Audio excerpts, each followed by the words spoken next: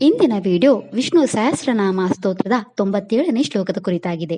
ಈ ವಿಡಿಯೋದಲ್ಲಿ ವಿಷ್ಣು ಸಹಸ್ರನಾಮ ಸ್ತೋತ್ರದ 97ನೇ ಶ್ಲೋಕದ ಅರ್ಥವನ್ನು ತಿಳಿದುಕೊಳ್ಳೋಣ ಮತ್ತು ಈ ಶ್ಲೋಕವನ್ನು ಪಠಿಸುವುದರಿಂದಾಗುವ ಪ್ರಯೋಜನಗಳನ್ನು ಸಹ ನಾವು ತಿಳಿದುಕೊಳ್ಳೋಣ.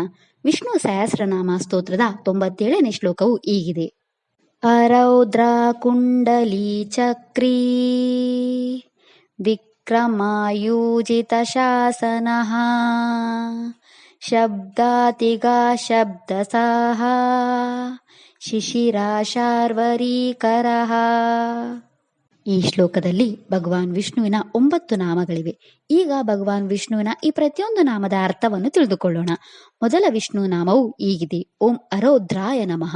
ಈ ವಿಷ್ಣು ನಾಮದ ಅರ್ಥ, ಭಗವಾನ್ ವಿಷ್ಣು ಎಂದಿಗೂ ಕ್ರೂರನಲ್ಲದವನು ಅಥವಾ ಎಲ್ಲ ಆಸೆಗಳು ಪೂರೈಸಲ್ಪಟ್ಟವನು.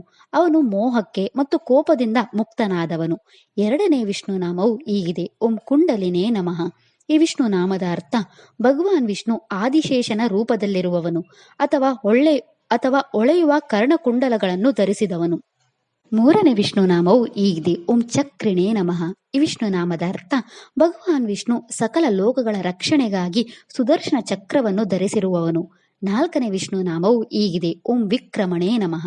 ಈ ವಿಷ್ಣು ನಾಮದ ಅರ್ಥ, ಭಗವಾನ್ ವಿಷ್ಣು ಸುಂದರವಾಗಿ ಸಂಚರಿಸುವವನು ಅಥವಾ ಮಹತ್ತಾದ ಧೈರ್ಯ ಮತ್ತು ಪರಾಕ್ರಮವನ್ನು ಹೊಂದಿರುವವನು. ಐದನೇ ವಿಷ್ಣು ನಾಮವು ಹೀಗಿದೆ. ಓಂ ಊರ್ಜಿತ ಶಾಸನಾಯ ನಮಃ. ಈ ವಿಷ್ಣು ನಾಮದ ಅರ್ಥ, ಭಗವಾನ್ ವಿಷ್ಣು ದೃಢವಾದ ಆಜ್ಞೆಗಳನ್ನು ನೀಡುವವನು ಅಥವಾ ಶ್ರುತಿ ಮತ್ತು ಸ್ಮೃತಿಗಳನ್ನು ವಿಧಿಸುವವನು. ಆರನೇ ವಿಷ್ಣು ನಾಮವು ಹೀಗಿದೆ. ಓಂ ಶಬ್ದತೀಗಯ ನಮಃ. ಈ ವಿಷ್ಣು ನಾಮದ ಅರ್ಥ, ಭಗವಾನ್ ವಿಷ್ಣು ಮಾತುಗಳಿಂದ ಅಥವಾ ಶಬ್ದಗಳಿಂದ ಗ್ರಹಿಸಲು ಸಾಧ್ಯವಾಗದವನು ಅಥವಾ ಮಾತುಗಳ ಮೂಲಕ ವಿವರಿಸಬಹುದಾದ ಅಥವಾ ಗ್ರಹಿಸಬಹುದಾದ ಯಾವುದೇ ಲಕ್ಷಣಗಳು ಇಲ್ಲದವನು.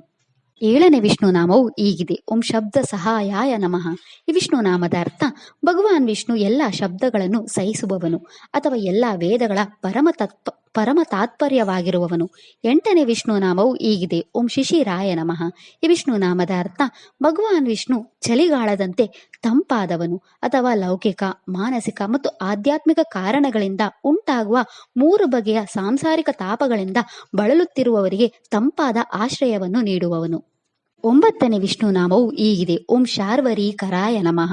ಈ ವಿಷ್ಣು ನಾಮದ ಅರ್ಥ, ಭಗವಾನ್ ವಿಷ್ಣು ರಾತ್ರಿಯಂತಹ ಕತ್ತಲೆಯನ್ನು ಸೃಷ್ಟಿಸುವವನು.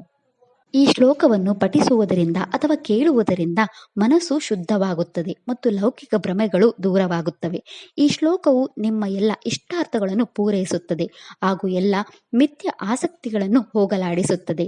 ಇದು ನಮ್ಮನ್ನು ಎಲ್ಲ ಅಪಾಯಗಳಿಂದ ರಕ್ಷಿಸುತ್ತದೆ ಮತ್ತು ಕಾರ್ಯಗಳನ್ನು ಮಾಡಲು ಧೈರ್ಯವನ್ನು ನೀಡುತ್ತದೆ. ಅಲ್ಲದೆ ಈ ಶ್ಲೋಕವು ನಮ್ಮ ಎಲ್ಲ ಲೌಕಿಕ, ಮಾನಸಿಕ ಮತ್ತು ಆಧ್ಯಾತ್ಮಿಕ ದುಃಖಗಳನ್ನು ನಿವಾರಿಸುತ್ತದೆ. ಪೂರ್ವಭದ್ರ ನಕ್ಷತ್ರಕ್ಕೆ ಸೇರಿದ ಜನರು ತಮ್ಮ ಜೀವನದಲ್ಲಿನ ಎಲ್ಲಾ ಸಮಸ್ಯೆಗಳನ್ನು ತೊಡೆದುಹಾಕಲು ಮತ್ತು ನಿಮ್ಮ ಜೀವನದಲ್ಲಿ ಎಲ್ಲಾ ಶುಭಗಳನ್ನು ಪಡೆಯಲು ಈ ಮಂತ್ರವನ್ನು 27 ಬಾರಿ ಜಪಿಸಬೇಕು. ಇದಿಷ್ಟು ವಿಷ್ಣು ಸಹಸ್ರನಾಮ ಸ್ತೋತ್ರದ 97ನೇ ಶ್ಲೋಕದ ಕುರಿತಾಗಿದೆ. ನಾಳೆಯ ವಿಡಿಯೋದಲ್ಲಿ ವಿಷ್ಣು ಸಹಸ್ರನಾಮ ಸ್ತೋತ್ರದ 98ನೇ ಶ್ಲೋಕದ ಮೇಲೆ ಚಿಂತನೆಯನ್ನು ಮಾಡೋಣ. ಶ್ರೀಕೃಷ್ಣ ಅರ್ಪಣಮಸ್ತು. ಈ ವಿಡಿಯೋ ಇಷ್ಟ ಆದರೆ ಲೈಕ್ ಮಾಡಿ, ಶೇರ್ ಮಾಡಿ ಮತ್ತು ಚಾನೆಲ್ ಸಪೋರ್ಟ್ ಮಾಡೋಕೆ ಸಬ್ಸ್ಕ್ರೈಬ್ ಮಾಡಿ. ಧನ್ಯವಾದಗಳು.